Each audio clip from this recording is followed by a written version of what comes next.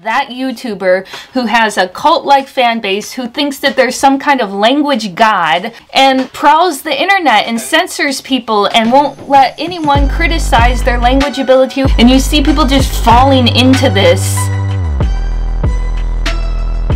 And I've been shocked. There is definitely, I guess, this guru element that's coming through. Has actually shocked me. You're the influencer, you tell him, you can be like me, but you have to do this thing. It's such a tempting position of power. It really is, because you can just make bank off of people on playing on these insecurities.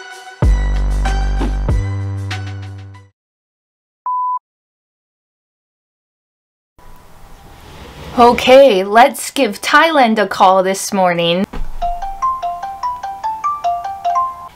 喂，早上好，很高兴认识你。对，很高兴认识你。你今天要不要上班呢？你在酒店工作了吗？还可以吧，我请假了，没问题。我先来简单的自我介绍一下。各位观众朋友，大家好，我是来自美国底特律的安明，目前住在日本东京。我在国外生活已经有日子了，今年就是第10年，时间过得真快。然后我在中国、日本两地都做过硕士研究生，专业是国际关系，授课语言是中文和日文。去年6月份我就毕业了，然后就在日本的一个办公室跟日本人一起工作，天天都有机会讲日文。然后因为我是个很喜欢学习外语的人，所以我就邀请 Stuart 过来跟我聊天，因为他是个会讲好多种外语的人。Stuart 可以麻烦你简单的自我介绍一下呢？好的，简单的，我的名字，英语的名字就是 Stuart J. Raj， 我是澳洲人，我妈妈是澳洲人，她是老外，爸爸是印度人，他是印度的，他是飞机岛的印度人，所以我是混血。我从小时候，我的外公，所以我妈妈的爸爸会讲好几种语言，所以从小时他就教我讲好几种语言，学语言的学法然后从小时候也有另外一个家庭。他是我第2个家庭，他们是印尼华侨，所以从小就在他们的家讲印尼话跟其他的印尼方言跟中文可是现在在泰国住，我在泰国待了大概25多年。太厉害了，我真的很佩服你，我要向你学习。And you know what's so interesting actually, when you speak Chinese, you have sort of a Southeast Asian kind of accent to it. Yeah, I think so. And actually, this is something I'm working to shift. I don't know if you want to change it. I think it sounds kind of cool. It's like very unique. It's not an English sounding accent at all. It's very unique. And I'm a little bit proud of my Chinese-ish sounding Japanese. It's nobody else except my roommates who are Chinese are like that. It's just very strange. But that you said you do YouTube, so that's actually why I wanted to talk to you today about different things going on. Specifically, this idea of guru worship and how it's affecting language learning. And I've been shocked. There is definitely, I guess, this guru element that's coming through. And a lot of the time it turns into a Wizard of Oz situation too, where basically then their personality gets so big, they become too big in their own mind maybe to fail. That's right. And then you get into the overselling your skills part of it.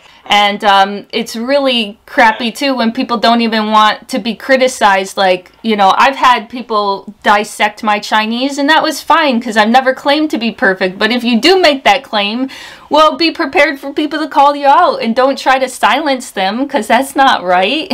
If you're not a native speaker, you're not perfect. And I think it's human nature that we want to idolize someone. We want to put someone or something in that godlike position. And we just have a tendency to be kind of like groupies.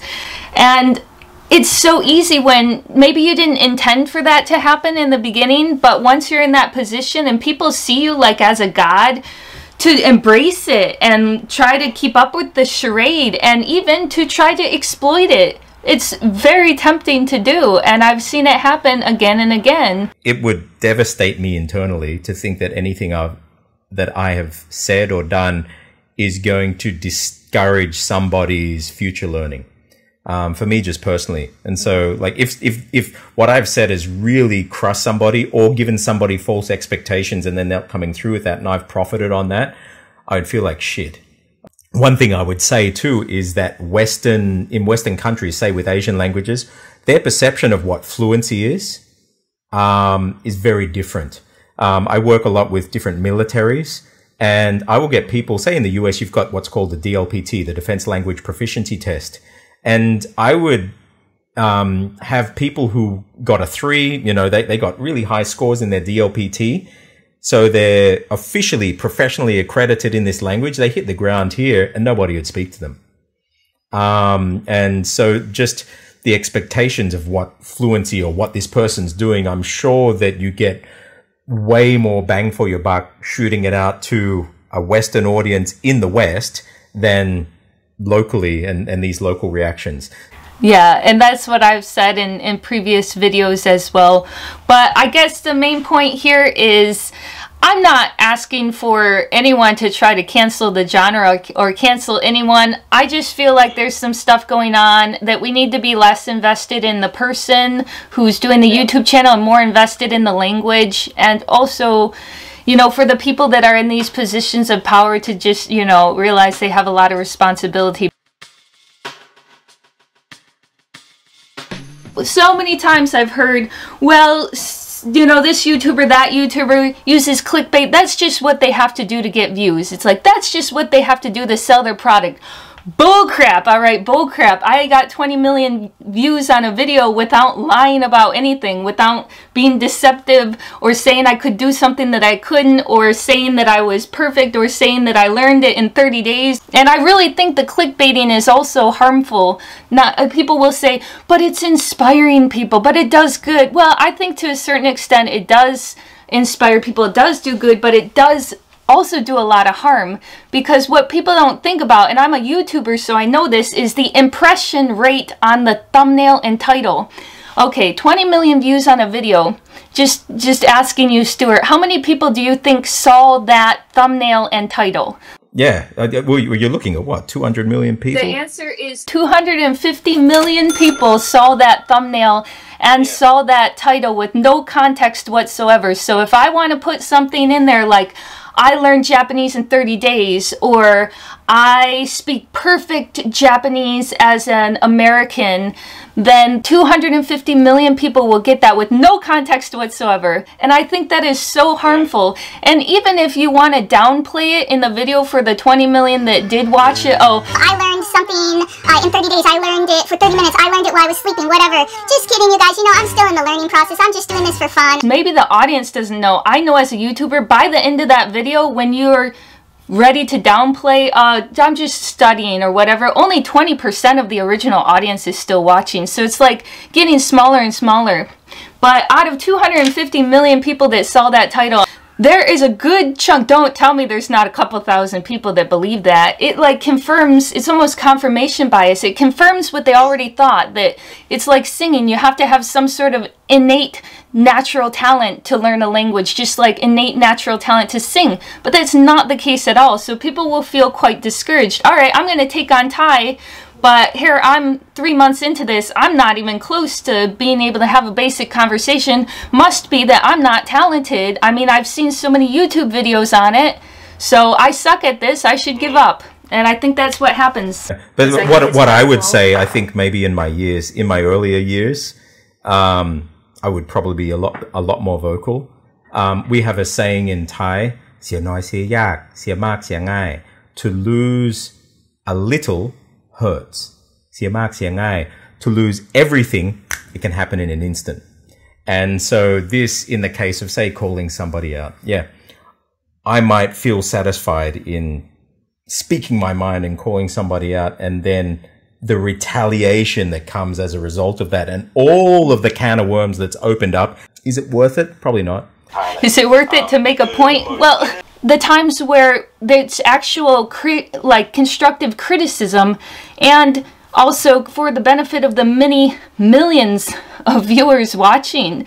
I feel like this is a good topic. This is an academic topic. We're talking about language learning, and also so that they don't feel discouraged, so that they don't give up, so that they don't see something and trick themselves into believing it. I think that they also feel that way too, a lot of them. I'm not tone deaf. I see what's happening. I see how other people feel too. Supposing you take these gurus and you're saying, yeah, you just have to do what I did, and then they market that using predatory tactics. I see these as two things. I believe that there is a lot of power in modeling what you do on somebody who has been successful at doing something. But that's modeling on what they really did, not what they say they did or what they think they did. So, like, I think for myself, if somebody modeled their learning on what I did, they would learn. Now, they would probably start realizing a degree of insanity as well. Just looking at how much, and probably they want to do it. But if they really, really, really want to model on what I do, yeah, okay, go and do it. And I'm sure that'll work for you. Now, like, I've tried to package some of these elements of what I do together, and that's what my Minecraft program is. But it's just to give them that. But you can model something on that. But I'm not going to say this is guaranteed. You just do this, because the reality is, if you do really model on somebody who's been successful at something, it's not going to be this sexy, learn in 3 months, or you just have to do this and you're going to be fluent. And I'm not saying it's wrong to make money teaching people about language learning. I'm saying it's wrong to hold this kind of carrot in front of their head. You can get this too, only 30 minutes a day. I mean, both you and I know people that sell products that really feel, I mean, they're not bad products, but they feel they need to oversell it and sometimes take some predatory tactics, or they will do something like just convince people who already might not want to put the sheer crushing amount of hours that it takes to learn a language in. They'll play to that, and they feel like that's the only way they can sell their product. Like, do 20% of the work, get 80% of the results. And I'm not saying the product they're selling is necessarily bad, but the marketing is definitely preying on people's insecurities, playing on their lack of knowledge about how much work it actually takes to learn a language. And I think that that's definitely harmful. Yeah, okay. You've got me thinking now. I'm going to say two names, and I'm not saying these two names in malice. A name drop. Okay. Go ahead, do it. When you're talking about these, and maybe one of the first would be Benny Lewis. Now, I love Benny. Benny's a friend. And Benny has done some amazing things inspiring people to language and into learning language. But Benny's original thing was fluent in 3 months. And it's there, even from back then. And he's done really well with his series. Now, fluent in 3 months, though, the way I understood it for Benny was that was a challenge to himself. Was, how fluent can I get in 3 months? Now, it was marketing, and because everyone, I want to be fluent in 3 months. And so they would jump in and want that. But for Benny, if you actually looked at it, it was, how fluent could I get in 3 months? And knowing Benny's personality, he would come out and say, look, I'm not a language learner, but when I jump in there and I go live, breathe the language, how fluent can I be in 3 months? And he's been successful, and he's had some success stories. He's had some less than successful stories, but I've seen negative repercussions. So, for example, when Benny did Thai, sort of saying all of this stuff to the Thai learning community that just ate him alive when he was there, and it disillusioned a lot of people. His, I don't want to use the word failure, but his inability to reach like any kind of real conversational fluency in Thai reinforced then, after this 3-month experiment, that, see, Thai is such a hard language to learn. Well, if he can't do it and this is what he does, well, I'm not even going to try. And so, yeah, I would say that was bad. Another one, which also Benny and this other guy, is Tim Ferriss. Now, Tim Ferriss is extremely successful when he does, but his books, the 4-minute was it the 4 hour work week or the 4 minute workout, or this 4 minute just getting these little time periods into the marketing jargon is what captures people's attention. And so this 4 minute workout or whatever, everybody wants to achieve something in the smallest amount of time possible. But what you don't see with Tim, and it's kind of like the way that I imagine you learn languages and you learn things and I do, yeah, it's 4 minutes, but the preparation leading up to that and the insane focus and all of this, it's actually not 4 minutes. It's way more. If gurus keep pitching this, that you can do it in X amount, or this is the special sauce that's going to get you up to that level in no time flat, well, yeah, there's an issue with that. I feel like people have very unrealistic expectations. They want something in their head. I see myself speaking perfect Japanese, perfect Chinese, perfect whatever language, and it's just very unrealistic. But I only want to see a teacher once a week for an hour. Like, didn't a student tell you that one time? Not just one student, but yeah. If you constantly do 1 hour, you're never ever going to go beyond this point. And then he gets disheartened because there's no real progress, and it's basically like Groundhog Day trying to rev the engine back up just to get it going out of first gear. And you take a guy like that, you show him a person who's very, very, very dedicated, who has dedicated their, a lot of their time every day to this, who's just crazy passionate about language learning, willing to sacrifice anything. And as an influencer, you're that guy, and you're the influencer. You tell him, you can be like me, but you have to do this thing. It's such a tempting position of power. It really is, because you can just make bank off of people on playing on these insecurities. There's something very unsettling about that, and I don't like the cult-like personality and all these followers that just feel connected to that person. Maybe it's a male audience, or they have similar hobbies or whatever, and this is our person, and if anyone says anything about our person, we're gonna go after them. People are welcome to disagree with me or write in the comments section what their opinion is, and we'll discuss it, and I'm not gonna censor anyone. I'm not gonna go through and try to silence anyone. I like to hear the voices that disagree with me too, and that's why I contacted you, because actually we had, a little back and forth there for a little while. Hey, I clipped you, didn't I, Stuart? Asian chick speaks perfect English, orders a hamburger, literally stuns McDonald's staff. The ironic thing about these comments is that, people that claim to be so worldly and know so many languages don't even know the other language world of YouTube. That was kind of just a little bit of fun, though. I hope you didn't take offense. No, I think it's cool. And I did it tongue-in-cheek too. Me doing that, of course I'm calling out for somebody to come and react to it. And you actually made some valid points that sent me on a fascinating journey into the world of YouTube, because I was sheltered from what's out there in YouTube. And I found some amazing YouTubers, some Japanese ladies that speak Hindi, and they're out there and all of these. I thought, wow, this is pretty cool. So did I change your mind just a little? Yeah, well, I would say you opened my mind and you broadened it. And great, thank you. I don't like the feeling that, you can't say anything about anything. Like, this is an academic subject. We can debate ideas. I don't like personal attacks. But make it a discussion. Like, just honestly, I'm open. Just these troll attacks sometimes, flabbergast me. Yeah. Don't troll Stuart. No trolling Stuart, and no trolling me. There was literally someone who made a podcast telling everyone he was trembling with anger. The Oriental Pearl thing, I was angry. Literally trembling. Shaking. Shaking. I was literally shaking with anger and rage about that. Stop it. Get some help.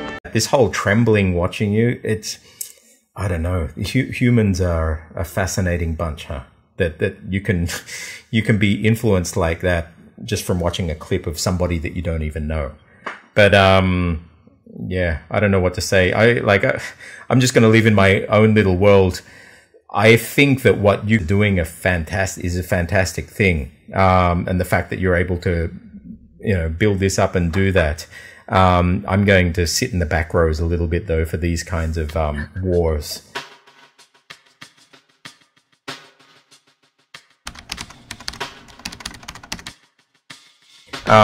Living here, and this is why I put that clip out, it is not in my interest to have those surprise shock reactions. It's not in my interest on a daily life basis, and it's not in my interest on a professional basis. It's in my interest. My main bread and butter comes from being able to hit the ground in Southeast Asia or China and have minimal shock value so people open up and tell me stuff. I keep that confidential, and I try and work out what's really going on, and I'll package it back for usually the Western CEOs and executives. So it's not in my interest to have shock value, this person. And my personal life here in Thailand, if I walk around the streets and every time I open my mouth somebody is shocked, that makes for a super frustrating life. But that's more like real life, right? Most people aren't shocked. It's more about, you know, can you make people laugh? Can you make people smile? Can you inspire? And then, well, I guess people feel like, well, I'd like to do that too. And then they get into language learning. And I think that part's good, but it is a show. It's just for entertainment. And that's what I've come to understand. Even, you know, thinking some of the polyglots that were bigger, they didn't necessarily have the best language skills, but they were the most entertaining. So on YouTube, that's really what matters. And congrats to them for making really awesome videos. I think that we had a pretty good discussion today. Could you, perhaps for the very last thing, could you do a little introduction in a few languages that you've learned? I mean, you don't count. Some people count, you know, how many they learned. Stuart's a guy who says, I have no number, but could you maybe give us a couple just to sample? Ja, hvilken sprog skal vi tale hinanden? Det var dansk, ja. Jeg taler på dansk. Jeg hedder Stuart J. Raj, ya bor di Thailand. Kalau sekarang lagi ngomong bahasa Indonesia ya, itu bahasa Indonesia sama bahasa Melayu atau Malaysia dari Malaysia lain. Logat saya itu agak Jakarta, tapi ada medoknya juga dari Jawa. Kan tinggal sama orang Jawa dan di Surabaya juga. ถ้าจะพูดภาษาไทยด้วยเราก็พูดกันได้มีคลิปหลายคลิปที่ออกเป็นภาษาไทยสำหรับทั้งคนที่กำลังเรียนภาษาไทยแล้วก็เจ้าของภาษาไทยด้วย what else am I going to speak? We've spoken Chinese already. That was what, Danish, Indonesian, Thai. Anyway. That was amazing. And I encourage everyone to go and subscribe to Stuart's channel. He deserves more credit than he gets, for sure. And thank you so much, Stuart. I really enjoyed this conversation. I think it was very productive, and we got a lot of stuff out there for discussion, and people can join us, and that's what it's all about, you know? No, it's been an honor, and I hope, you know, this friendship, along with, you know, everybody else in the community, we can become close and have these discussions and use it for good rather than evil. Yeah, really help people out there. I really love what you're doing there, and yeah, hope this isn't the last time. Yeah, me too. Okay. So thank you so much, and have a good day. 好，谢谢。好，再见，下次见哦。好，保重哦。拜拜。